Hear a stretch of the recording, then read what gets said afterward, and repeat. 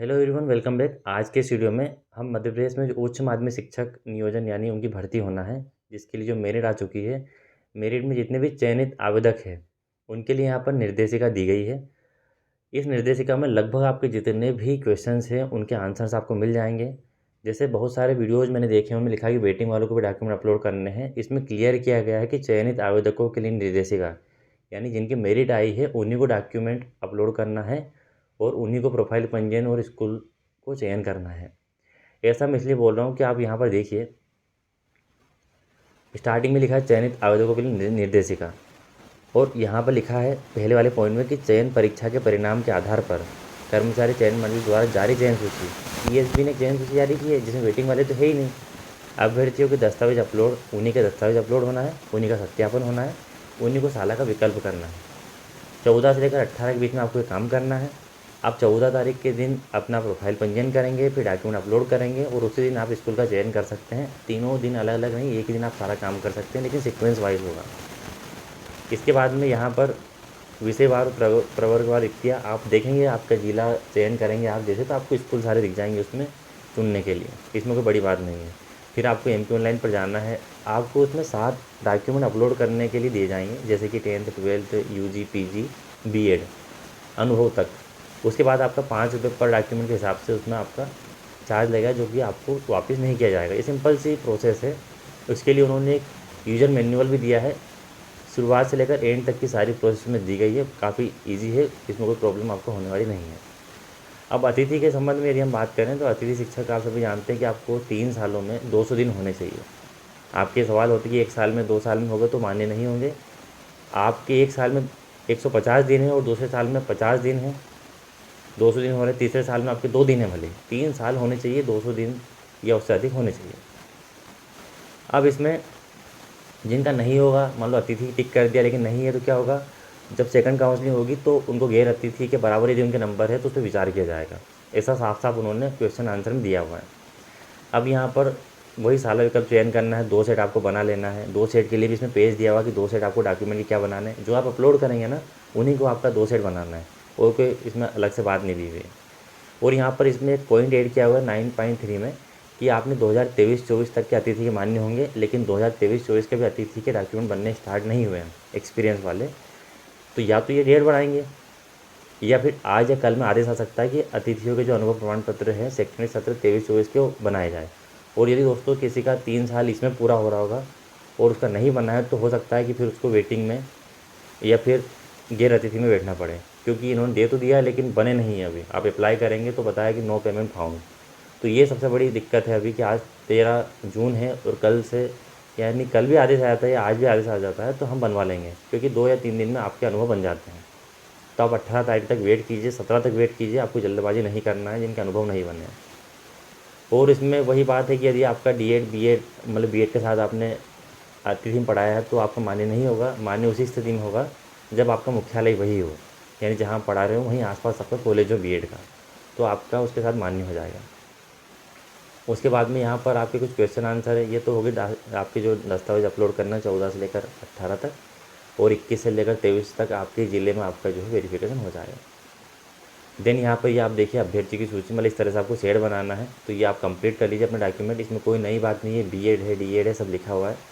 यदि मान लो किसका सरनेम चेंज है, उस संदर्भ में अपना शपथ पत्र बनवा लेगा। शपथ पत्र में ये बनवाना है कि सरनेम चेंज हुआ, ये व्यक्ति नहीं हूँ, ठीक है। उसके बाद में रोजगार पंजीयन, ये सभी आपको नीड होगी, कंप्लीट आपके पास होना चाहिए। अभी आपके पास नहीं है तो 18 तारीख तक आप वेट कीजिए। यदि नेट किए तो वो भी आप अपलोड कर सकते हैं, और 21 से 23 के बीच में ओरिजिनल ले जा सकते हैं। वहाँ तो ओरिजिनल आपको चाहिए। इसके बाद में यहाँ पर आप देखिए, ये फॉर्म आपको प्रिंट आउट करके सारी जानकारी इसमें भरना है। टेट की जानकारी, चयन की, आपकी कैटेगरी, हायर सेकेंडरी में, स्नातक में, स्नातकोत्तर में, BEd में, अनुभव अतिथि के, दिव्यांग है तो रोजगार कार्यालय का पंजीयन क्रमांक, ये भरना है आपको। वहाँ पर वो सब चेक करें कि हाँ ये मिल गया, और उसके बाद में साइन कर देंगे। देन अब आपके यहाँ पर सवाल स्टार्ट होते हैं। आपकी क्वेश्चन है कि मैंने भूतपूर्व सैनिक, अतिथि, इसमें परिवर्तन हो सकता है कि हमने गलती से चयन कर दिया, तो ऐसा नहीं होगा। जो ESB रिजल्ट जारी कर दिया उसके परिणाम में कोई परिवर्तन नहीं होगा। अनुभव कहाँ तक के मान्य होंगे, 31 मार्च 2024 तक के अनुभव मान्य होंगे, और अभी तक बने नहीं है। पर 22-23 तक के बन गए हैं, और वो भी 31 मार्च 2023 तक के बने हैं। उसमें भी जो अप्रैल का महीना है वो आपका 23-24 में आएगा। वही मैंने आपको बताया कि कैसे मान्य होंगे, तो 200 दिन होने चाहिए और 3 साल होने चाहिए, और उसमें कोई भी नियमित डिग्री नहीं होना चाहिए। नियमित डिग्री तभी मान्य हो सकती है जब आप उसी ज़िले में आपने पढ़ाया हो, और वो किसके संबंध में, कोई भी डिग्री हो, चाहे वो बीएड हो चाहे वो एमए हो, अगर वो रेगुलर है और आपने पढ़ाया भी है तो वो उसी साला के मुख्यालय में होना चाहिए, एक ही होना चाहिए। जाति प्रमाण पत्र आपके राज्य का होना चाहिए। जाति प्रमाण पत्र में लड़का हो लड़की हो किसी का भी हो, उसमें पिताजी का ही नाम रहेगा, पति का नाम नहीं रहेगा। कैटेगरी किसी प्रकार से चेंज नहीं होगी। ईडब्ल्यूएस की आपने टिक कर दिया लेकिन आप जनरल में आते हैं, तो ऐसी कंडीशन में अभी आपको तो अमान्य घोषित कर देंगे, लेकिन बाद में वेटिंग में या भी जब प्रतिशत सूची आएगी उसमें आपको शामिल कर लेंगे। यानी अभी आप जाएंगे ना वेरिफिकेशन में, तो आपको बाहर कर देंगे, वो टिक कर देंगे कि ये जो व्यक्ति है ईडब्ल्यूएस में नहीं आता है, ये जनरल में आता है। तो जब आपकी वापस प्रतिशत सूची आएगी उसमें आपकी कैटेगरी सही होकर आएगी, और जब आप वेरिफिकेशन पे जाएंगे तो दूसरी बार में आपका हो जाएगा। तो ये आपके सारे सवाल है, आप इसको रोक रोक कर भी देख सकते हैं। ये पीडीएफ जो है व्हाट्सएप ग्रुप पे मैं अपलोड कर रहा हूँ। इसमें एक सत्र में 2 नियमित उपाधि वाले मान्य नहीं होंगे, एक सत्र में एक रेगुलर एक प्राइवेट उपाधि वाले मान्य होंगे। इसमें यही सिंपल से जो है नियम है। केंद्र के द्वारा जारी किया गया जाति प्रमाण पत्र मान्य नहीं होगा, राज्य के द्वारा होना चाहिए। और महिला अभ्यर्थी में विवाह के उपरांत सरनेम में परिवर्तन होता है तो उनको शपथ पत्र ले जाना होगा कि शादी के उपरांत मेरा सरनेम ये हो गया है। इसमें सिंपल से ये थे, और आप प्रोसेस आपको यही फॉलो करना है। एमपी ऑनलाइन पर जाना है, ओटीपी आएगी आपके नंबर पर, आपका पंजीयन हो जाएगा, सिंपल सा रोल नंबर डालना है आपको, और उसकी भी मैं शाम तक वीडियो अपलोड कर दूंगा। इससे संबंध में यानी आपको इस चयन परीक्षा से संबंध में यदि कोई भी आपके सवाल है तो आप मुझसे कमेंट बॉक्स में पूछ सकते हैं, आपको मैं उसी कमेंट में रिप्लाई कर दूंगा। आपके कोई डाउट इसमें नहीं रहेंगे। मैंने इसको 2 से 3 बार पढ़ा हुआ है इस निर्देशिका को, इसमें कोई भी डाउट मुझे तो नहीं है। आपके लिए कोई डाउट है, कोई भी डाउट हो तो आप मुझसे कमेंट बॉक्स में पूछ सकते हैं।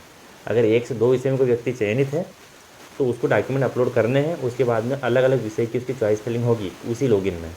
क्लियर है दोस्तों?